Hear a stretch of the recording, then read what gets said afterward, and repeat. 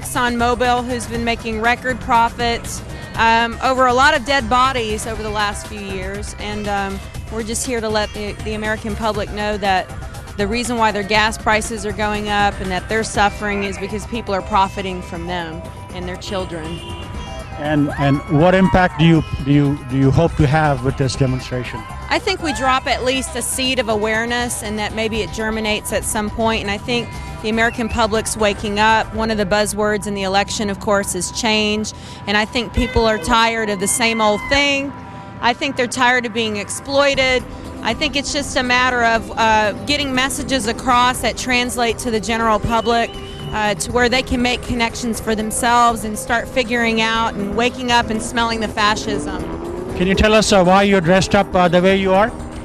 Because Exxon, they're corporate pirates, and if you look up the definition of fascism, you'll see that that's basically when corporations influence government. And we have two local representatives, Pete Sessions, Kay Bailey Hutchinson. They're basically stockholders in Exxonmobil. And then, of course, we know that Condoleezza Rice and Dick Cheney, they've also had connections with oil companies.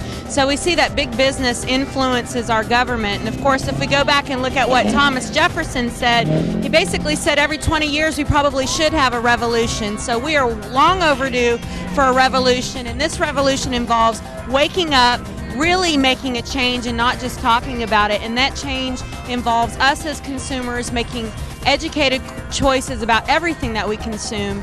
And I would like to point out that Ann Roderick, the founder of The Body Shop, wrote a book several years ago called Take It Personally, and it's really blatant with the pictures of what's going on with these corporations. And I remember one of the photographs was in Nigeria, and basically the Nigerians were saying, get the shell out of Nigeria.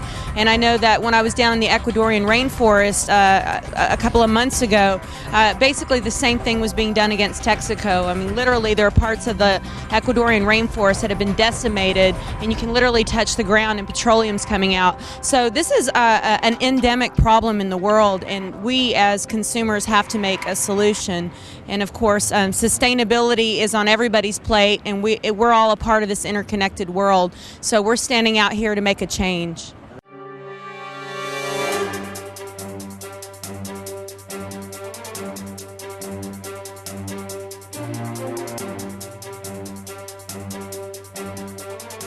So the United States government is helping these oil companies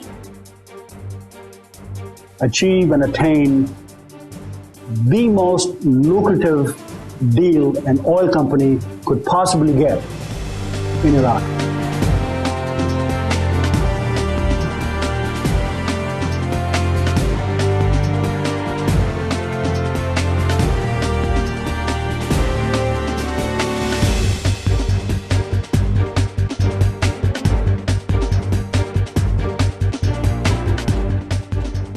We have our politicians who are directly benefiting from this war.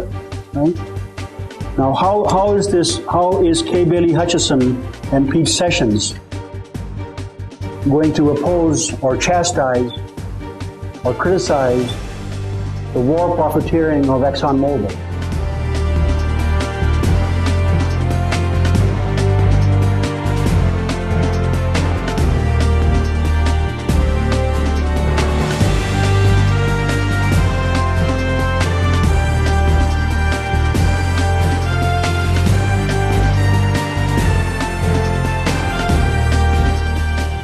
This money that they have gained, that they have put in their pockets because of the uncertainty caused by the Iraq War, should be returned to those who have really paid the price for this war.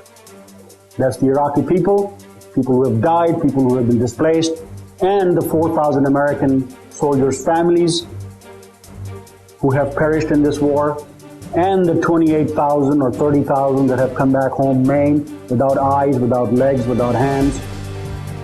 This is the money that should not be in the coffers of big oil and should be returned to people who have been directly affected by this war.